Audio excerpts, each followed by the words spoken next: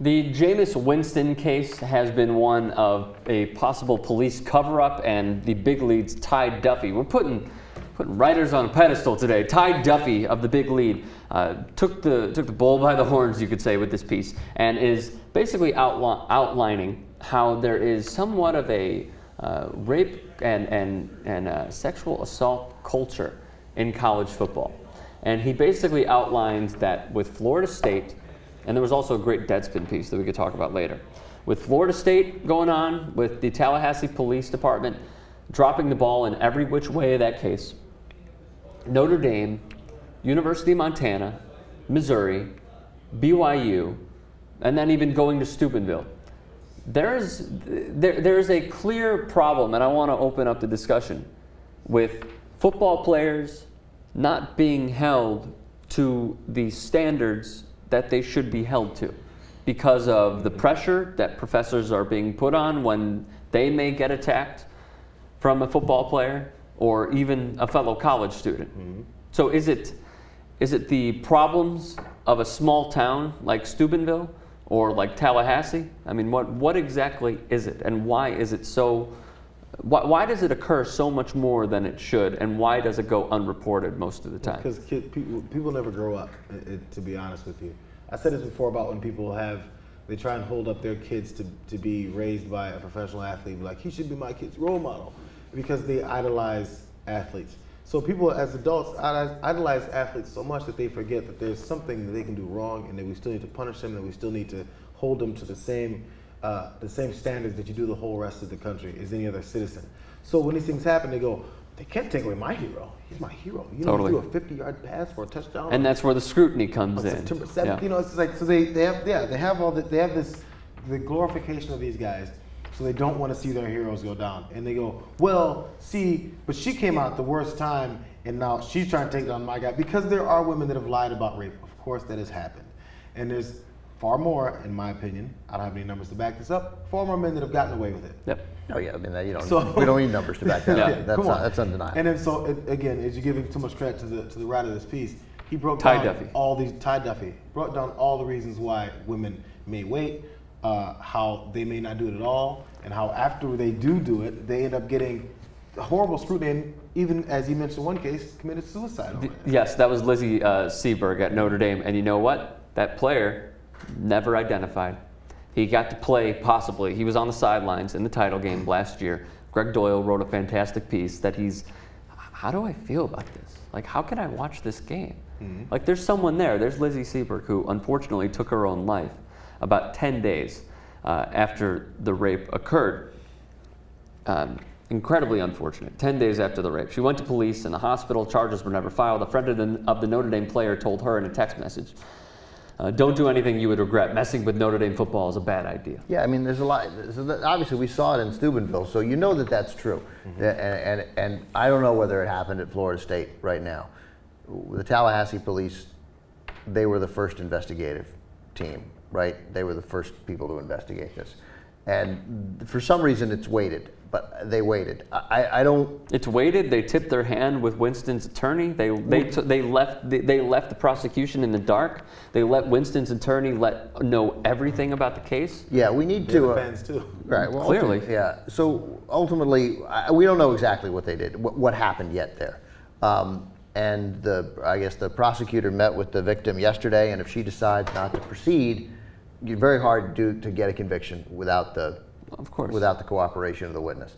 But she went and got the rape kit right away, and that's why there's his DNA. So what's going to happen now there is that the prosecutor is going to look at whether there's evidence of violence, and that's significant. Because it doesn't mean, obviously, if there's no evidence of violence, that doesn't mean somebody wasn't raped in any way. Mm-hmm. But because there was vaginal tearing, that's why Mike Tyson got convicted. Yes. And it's why 3 years, I believe. It's why, he had a tax attorney. It's ridiculous. Yeah. I mean, literally, almost any skilled attorney could have gotten Mike Tyson off. Right or wrong, I don't know what happened. And Mark Chmura of the Packers, the tight end for the Packers, who also, we spoke earlier about Matt Burke not going to the White House. Mark Chmura wouldn't go meet Bill Clinton. I would have met George Bush if I'd won a Super Bowl, okay? Yeah. Just like, it's fine. Just go shake his hand. Douchebags. But he got acquitted of sexually assaulting, I think, his babysitter because there was no injury. Like, so that matters with a jury. So we'll see. And I feel bad for everybody involved, but there's something, you know, and obviously I feel terrible. We all will feel terrible for Jameis Winston if it turns out that it was consensual and she made it up. But man, like, really, I get it. You're right. It happens. But generally, who would put themselves through this if it didn't happen? Yeah. I don't, like, mostly if women have sex with a guy and they regret it, as say every woman who's ever had sex with me, they just feel lousy afterwards. They just think, oh, that was a terrible decision. I gotta go get a sandwich. Like, that's not what you do. Yeah. If you accuse someone of sexually assaulting you, it's because they sexually assault. And usually it is, and then you have those few cases. The one got all the attention of the kid from, I think he was about to get into college, and the high school Right. totally lied, and he did get convicted, ruined his life. Yeah, it happens. It happened to He tried out with the Falcons. Yeah. Yes. Yeah, I think I'm it had blanking some. on his name. He played some in the preseason. It happened to a bunch of. It happened to the Cowboys. Remember, it happened with Michael Irvin. We think. Oh yeah. You know, now again in hindsight, I don't know what happened in that case. Right. Maybe she got. But the fact is that one seemed like they were getting hustled for money, and there's no question that has happened. But like, you know, but what's most alarming, you got to let the investigators do their jobs, and the Florida State attorney who's investigating this seems like he's making the right call. Miggs, I think is his name. Joseph Meigs. Meigs. He's 71 years old. This is his last year. All right, well, good. I don't care if As he's a 71. That's good. I'm glad his name isn't Miggs, because Miggs was the name of the guy with the cell next to Hannibal Lecter in Silence of the Lambs. Good to know. Never Yeah. saw it. All right. Ever saw Silence of the Lambs? What the fuck is wrong with you? It's the most frequent question I get from anyone throughout the day. You haven't seen? 'Cause I Yeah, haven't seen totally. it. I'm just saying, you could have a weekend where you watch Casablanca and Silence of the Lambs. It'd be the greatest weekend of your fucking life. Anyway, this guy looks like he's taking it seriously, but the reaction, like on Twitter and around the universe, to defend Winston instinctively, you know, innocent until proven guilty. I'm like, yeah, no one. That means he doesn't go to jail. He gets to continue to play football, but we get to investigate That's all that they care about. we get to investigate it. Yeah. Another thing, I think overall society has to have By we, I different mean views. society, right? Yeah, have a different view of what we do about this stuff. So then, I don't know how this big sea change happens, but people need to not go this route. It's the only way you can create the route of going after the alleged victim every time. So when it does happen, at least there's this fear of society coming after you in a murderous mob just because you probably got raped, and if you're a scammer, then I think it happens to such a small degree that you can't.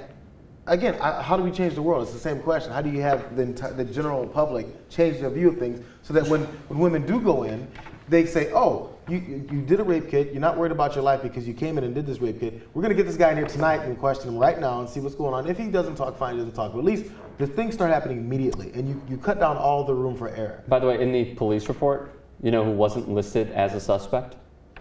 Jameis Winston. Yeah, it's very, you know, look, rape is a really tough crime when the people know each other. When somebody jumps out of the bushes, but that's not most of the time we're talking about here. Yeah. Look, it's a rare crime that happens in a home, and there are only two people there. So there's obviously different stories. So we have to acknowledge how difficult it is to prove. But going after the victim, like, why don't you just leave it alone? If you're a Florida State fan and you love Jameis Winston, you love that you might play for the national championship, like, it's okay to take a deep breath and go, man, I hope he didn't do it, and I hope he's able to continue to play, and I hope this is resolved. That's it. Let's just leave it at that. Hope that it ends well. Hope that it ends well. Hope that the right decision comes, but also put yourself in the family's shoes. What if that was my daughter? I don't even think that would be nice, but I don't even think you have to do that. You just have to not attack her. Yeah. Like, you don't have to. But you're talking to people that can't be talked to and can't be preached to. These are diehard mega fans. I've been on the 40-yard line at Florida State Stadium for 30 years. This is what I live for every Saturday. You're talking to people that are psycho. Yeah, I don't know. I mean, yes, you are, but then there's also the issue that I generally stand alone on this, is that at some point, and look, I wouldn't be the first guy to do it if I were still an everyday reporter. At some point, we need to report the names of the victims. And I know the whole point of this conversation is that we're trying to protect the victims. But part of the problem is that we still treat rape and sex crimes as something, because there is shame associated with it. That part of what we need to do is get past the shame of it. Like, you're a crime victim. Like, you'd been assaulted walking down the street. You have nothing to be ashamed of, and we need to treat the people who've been victims of sex crimes with the same sort of dignity. And I know why we protect the names, because we don't want them to be subjected to the hideousness. This is why I know I'm wrong on this now, because of the hideousness that they get. But conceptually, it ought to be the same. I mean, because of the fact that it's the only crime you get where Jameis Winston's name is dragged through the mud as a rapist, and this woman has this anonymity. She's been attacked, but she's been attacked. You know, it doesn't. Obviously, in some cases, we know the victim's name. So, like, I'm torn by it. Ultimately, if I were running a newspaper, if I were in charge of a television station, I would never do her name, because you would never release her name, because you see what she would be subjected to. But but do you guys see what I'm saying? That, like, the idea that we treat rape differently is part of the problem. When people were dying of AIDS in the 1980s, we kept it. The obituaries wouldn't say it, which was true about cancer in the 1950s. Jeez. But, like, you know, because the thought would be, oh, he has AIDS, he's gay. Like, yeah, oh, well, whatever. It's like we gotta. And I think we're beyond that, now. And so hopefully we get to the point where we're also beyond that. Because the fact is, you do have a right to, you know, obviously in trial you get to face your victim. But there's something a little messed up about protecting the names. But you see the reaction at Florida State, and you realize, nope, we're not there yet, and you need to protect. And she has also left Florida State's campus. Yeah, she had to withdraw from school. Yeah, like, I mean, like, yeah, her life will not be the same. I mean, we don't know her. We don't know what her goals were. But I don't know. Again, I wouldn't make something up and that would force me to leave school because you, I don't know, regretted that he didn't call you. It just doesn't. What's more likely? Yeah. Forget this case. In general, what's more likely? Obviously, more likely is that something, a crime.